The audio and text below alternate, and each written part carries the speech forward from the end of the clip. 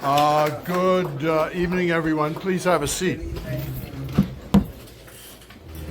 So, Madam Chair, ladies and gentlemen, all the executives of the branch and you who are delegates and stalwart councilors, it's a privilege and honor to be here in Rock Sound and in Eleuthera generally to just speak to you prior to our convention, which is going to take place from the 9th of November to the 10th of November, and then there's a banquet on the 11th of November. So I hope that you, first of all, come to Nassau and have a good time. And I've come tonight to look at you face to face and ask for your support and your vote next week when the election takes place. It'll be a week from today. I think the time is between 10 a.m. and 2 p.m. And you need to be registered by tomorrow at 5 p.m. because a list has to be published for all the people who are candidates in the election. So let's go over those dates again. The convention begins on the 9th, ends on the 10th, which is next Friday. The election takes place next Friday, I think between the hours of 10 and 2. And you have to be registered as a delegate, even though you've been chosen. You can do so online, so you don't have to go in person, but you have to provide a photograph, national insurance, and there are dues to be paid. The deadline for registration is tomorrow at 5 o'clock, Saturday at 5 o'clock. So let's make sure that all that is done, because you don't want to show up. I had the experience this morning, or this afternoon I guess it is, landing in Governor's Harbor, told by my staff in Nassau that reservations had been made at a hotel. We all show up and nobody's ever heard of any reservation name or anything, so we had no place to stay. So that was real smart. So don't be like us. Make sure that if you're going to show up to vote, that you're actually registered to vote for this exercise. Okay? So what's the story of where we are? There are all positions at the convention are open. You have leader, deputy leader, chairman, deputy chair, and you have a number of vice chairs, members of the leadership council, and members of the trustee board. And all of those positions are open. Nominations had closed for those positions 14 days before the convention. And so when those nominations closed, the deputy leader had not been challenged. The leader had not been challenged. There are more spaces up for grabs than more candidates chasing after spaces for vice chairs, and the same thing for leadership council and for trustees. So there are going to be elections held in all of those posts. The only posts that are unchallenged are deputy chair, leader, and deputy leader. So there's a contest for chair. And two people put their names in for that post. I understand one of them announced yesterday that they're dropping out. So there's still going to be a contest if the other individual continues to be in. And the reason we're where we at is because some month, 6 weeks ago, the Prime Minister held a meeting with the Leadership Council, and which is the body that actually runs the PLP. And he said that he asked for his wish that none of the positions be challenged. The top team, which is leader, deputy, leader, chair. He said because we were coming up to, unfortunately, a by-election, and he didn't want anything to appear in public that the party was in any way divided. And you see all of the nastiness which has been engendered largely out of this race for chair. Someone would call me up today. Now, there are various criticisms about, or reasons that people have advanced for going forward with this contest. Let me explain what the role of the chairman of the party is in our Constitution. So those of you who have it, I can send it to you online if you don't have it. because it was completely rewritten in the year 2017. All right? So 2017, the PLP lost badly in the general election of 2017. You remember? Mm-hmm. 4 seats. 4 seats. Glennis Hannibal, Chester Cooper, Picewell Forbes, and our leader, who was Philip Brade Davis. A lot of people were spending time wringing their hands, saying how terrible it was that we had lost and what we were going to do, and the PLP is finished, and on and on and on. So this technology had just become in use. WhatsApp was just becoming popular, and they started using voice notes to pass messages around. Within 14 days of the election, I sent out a voice note and I told them, look, get real. The election's done. You lost, there's nothing you can do about it. But a loss is only, the result of an election is only a snapshot of what happened on the day of that election. It doesn't mean anything else. It isn't messianic. Midas was not the Messiah who came for the second coming. He was simply the prime minister who won an election. And the quicker the PLP got up off its haunches and started working, the better.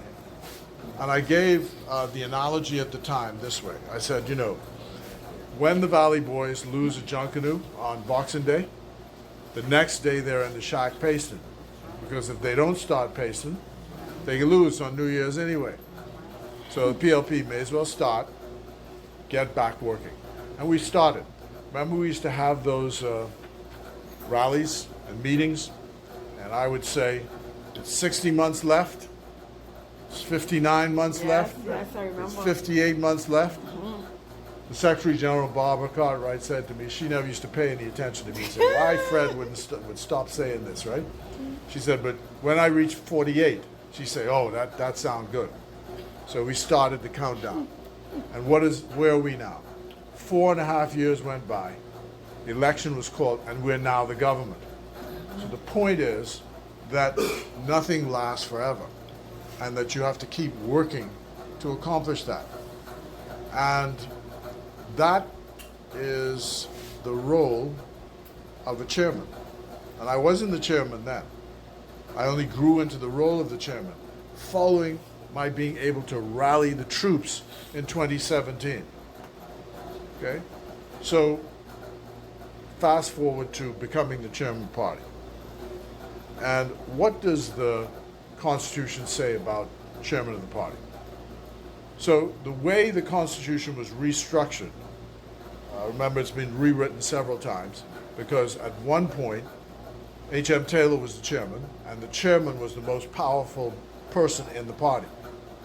And then, following the Caribbean constitutions, the leader of the party became then the most powerful person in the party. So the chairman has 2 basic responsibilities. One is to chair the National General Council meetings. That's the first one. So that's just running the meetings. But the second and most important position is that of public relations. So the chairman is the voice of the party in the public. And so anybody who attacks the party, anybody who needs to find out information about the party, anybody who needs to see a representative of the party, that's the person you see. That's the front person. So Stalwart passes away, you need someone to come to a funeral, the chairman is the person who shows up and represents the party. Only 2 people in the Constitution can speak for the party. One is the leader, the other is the chairman. Those are the roles. Now, there's an informal role as well as that formal role. And that is to so position the party in a marketing place to be able to attract funding for the party, because we are not self-funded. We depend on donations. So Your job as chair is to be able to so shape and fashion the image of the party that it becomes attractive for people to make donations to the party to run its business. Hey, Mike, good to see you. So, I can tell you that since this administration took over the running of the party has not defaulted on any of its normal, ordinary debts. And I can tell you that prior to this, many times the staff couldn't get paid on Fridays. And we've made sure that the power bills are paid, that the phone bills are up to date, that the water is on, and the staff gets paid. And you may not think that's important, but you know, it's a heck of a thing to go to the ATM on Friday, punch the button, and nothing comes out the other end. If that's what you're expecting. So we tried to make sure that that is done. And I want to pay tribute to Barbara Cartwright, who is the Secretary General, who actually does that work, who makes sure that that happens. And you know, Bradley Roberts used to be chairman just before me. And when I got the job, he called me up on the phone. And he said, look, you're the chairman, let me tell you this. Do not get involved in the money issues of the PLP. That's between the Secretary General and the leader of the party.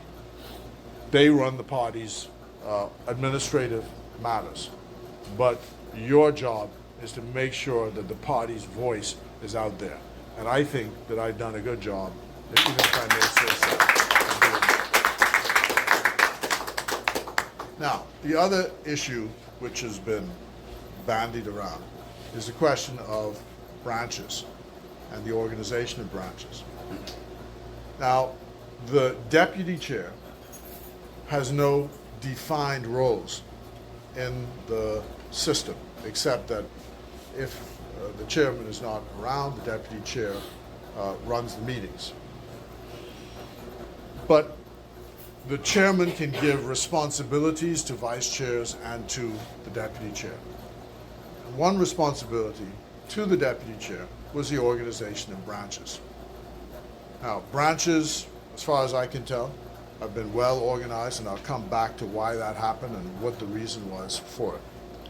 But there's some stuff floating around about how branches are not going in the right direction, and we need to be, coming from those who want the job. All I say is, if the premise is branches are not going in the right direction, then we know who has to accept responsibility for branches not going in the right direction. And I'll say no more about it. You figure it out. 2 and 2 does make 4, if that's what the criticism is. Okay? But I'll leave that right there. Now, what I say is this. The branch system is the system that I came up under. I was chairman of the Centerville branch of the PLP when Anthony Roberts was the Member of Parliament back in 1975. And I was chairman for 2 years. So I know how branches work. And I borrowed, when I became chairman of the PLP, when I became the Member of Parliament for Fox Hill, I borrowed my experience from the Anglican Church. So I'm arguing by analogy now. And what I said to the Fox Hill branch is, my responsibility is to make sure that there's a Fox Hill branch, and George Mackey had a Fox Hill branch.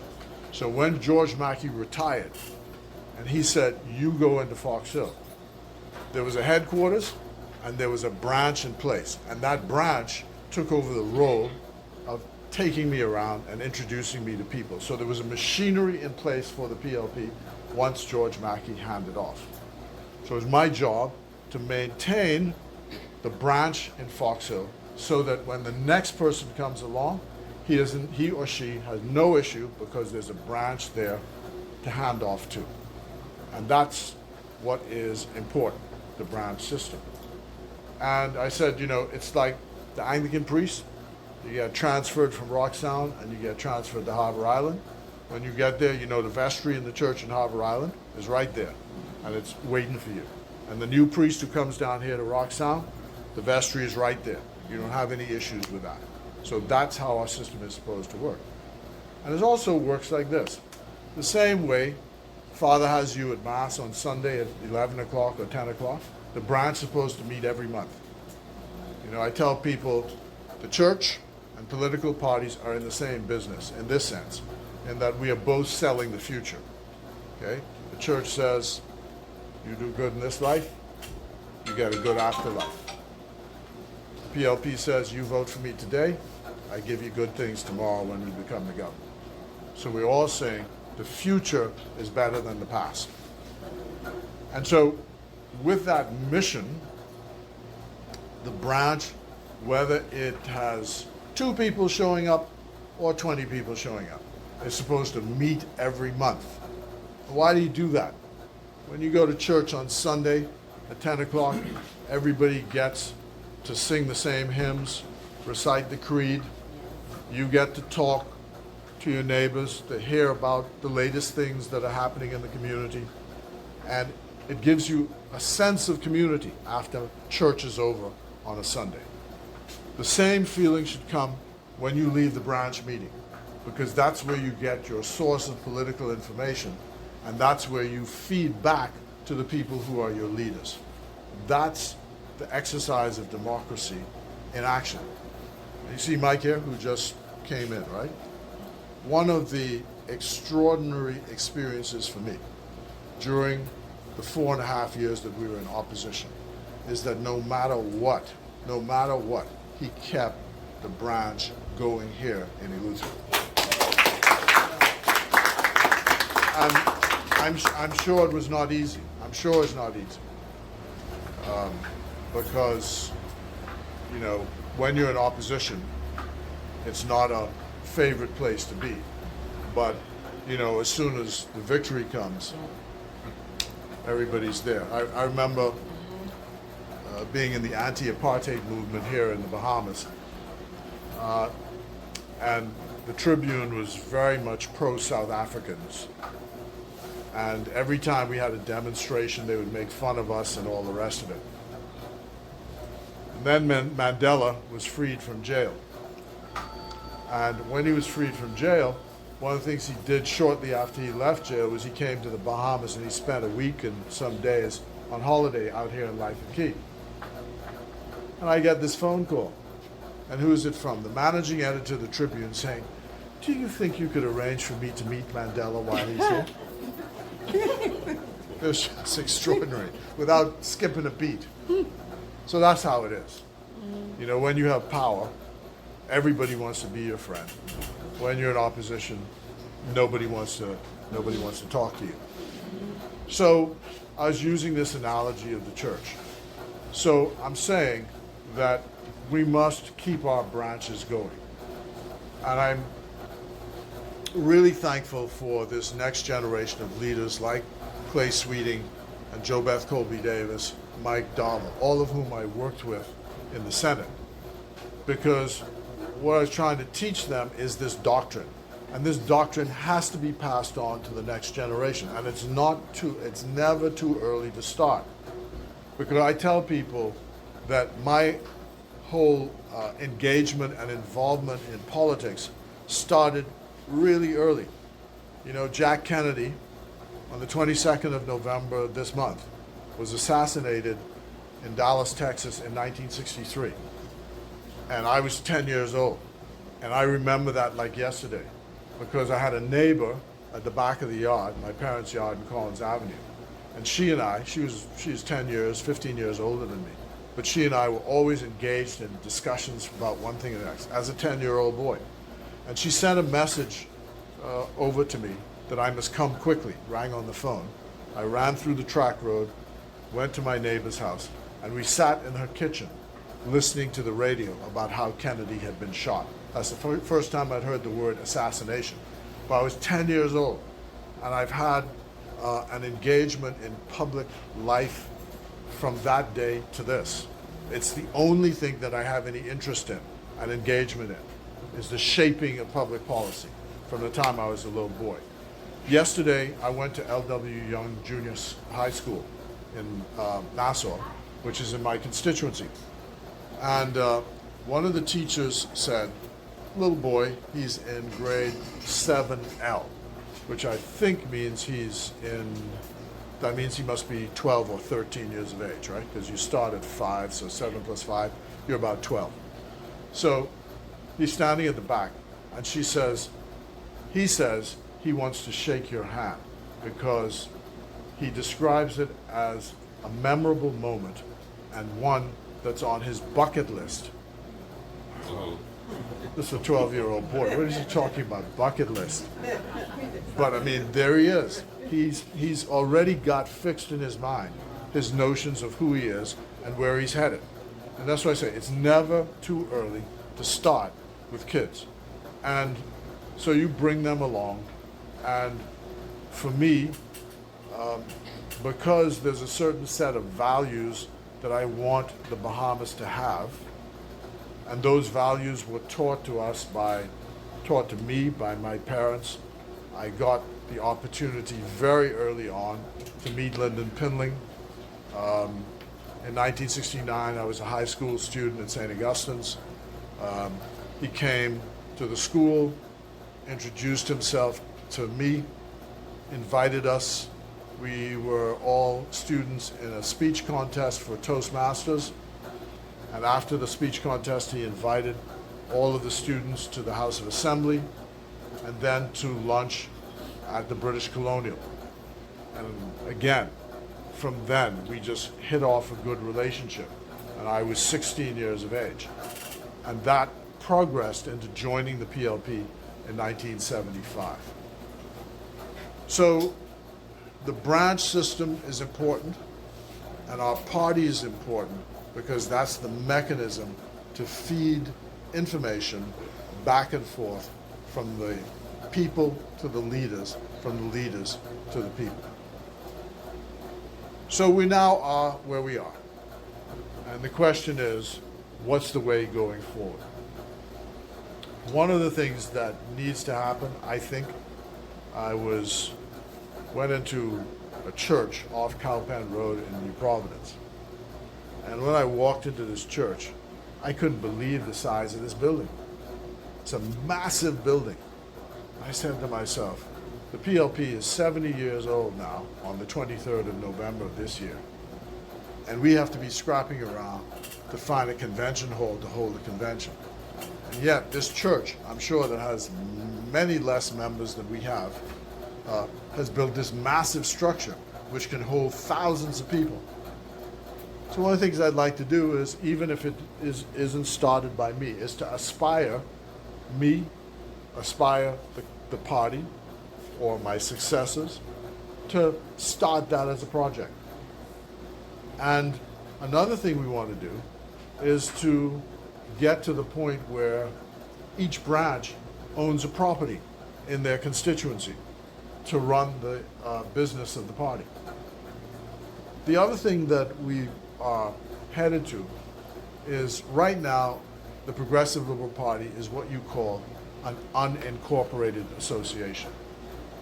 You know, in law, there are several entities that are called persons, okay? There's a natural person, which is what we are, or there's a legal person, which is what a corporation is, or a co-op. Those are called legal persons. Or a company by guarantee, which is a non-profit. That's another form of legal person. And then there are what you call unincorporated associations. So that's like a lodge or political party. And essentially, an unincorporated association is just a group of people who've gotten together and agree to be bound by certain rules. But one of the features of an unincorporated association is that the assets of that association are not separate from the members of the association, so that the debts owed by the association are payable by the trustees of the association, and they are personally liable for those debts. So if anybody sues the PLP, or the PLP doesn't pay any bill, when you sue the PLP, you're in fact suing the trustees, and the trustees, if there is a judgment against them, are liable in their personal assets their home, their house, anything, their bank account, to pay the debts of the party. So we have agreed in cabinet to pass a law to make the Progressive Liberal Party a statutory corporation, which will then separate the debts of the party from the personal assets of any of its trustees or members. It's taking a little time to draft all of this stuff, but it's coming. We've also offered that opportunity to the Free National Movement if they want to have their parties formally incorporated into a body, but that's coming. So that's where we are, sort of going into the future.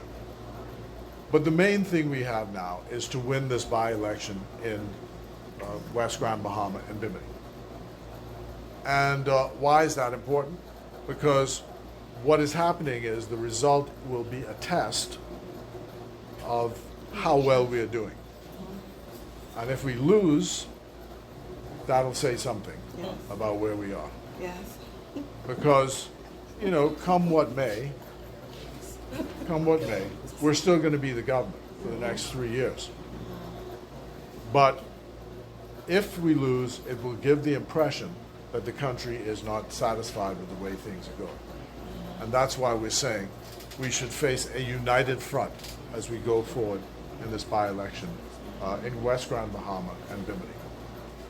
So that's job number one. As soon as the convention is passed, I hope with your help, support, and votes that I'm able to return to the job. I've described this already publicly as my penultimate campaign. I will no longer have a campaign within the party again. This is the final campaign for that. The next campaign will be the campaign for the general election. And identifying a successor is important. The Prime Minister has already got in his mind the direction he's looking at, and so have I, and so is the deputy.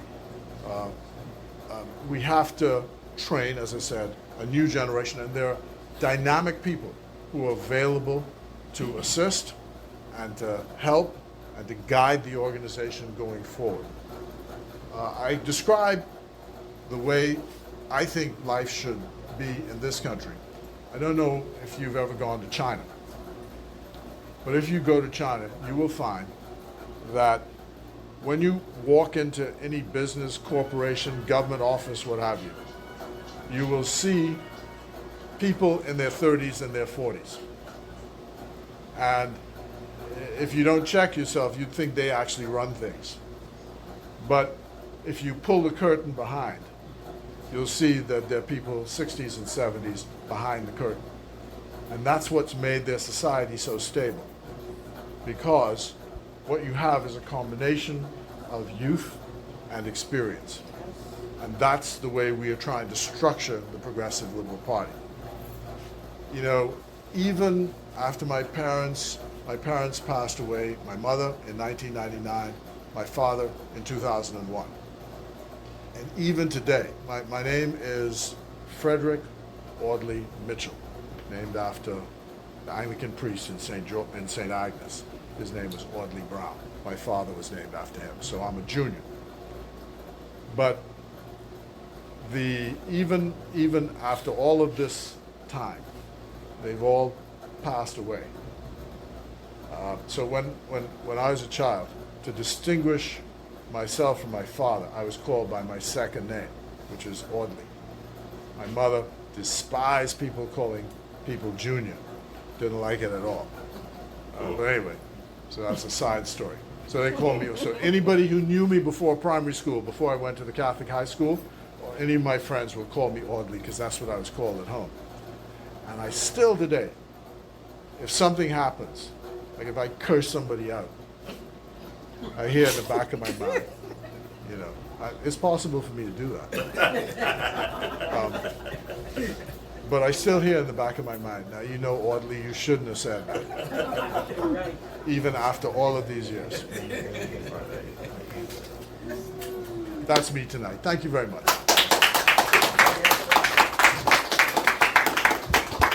So I'd be happy to take any questions or comments from you. Any questions?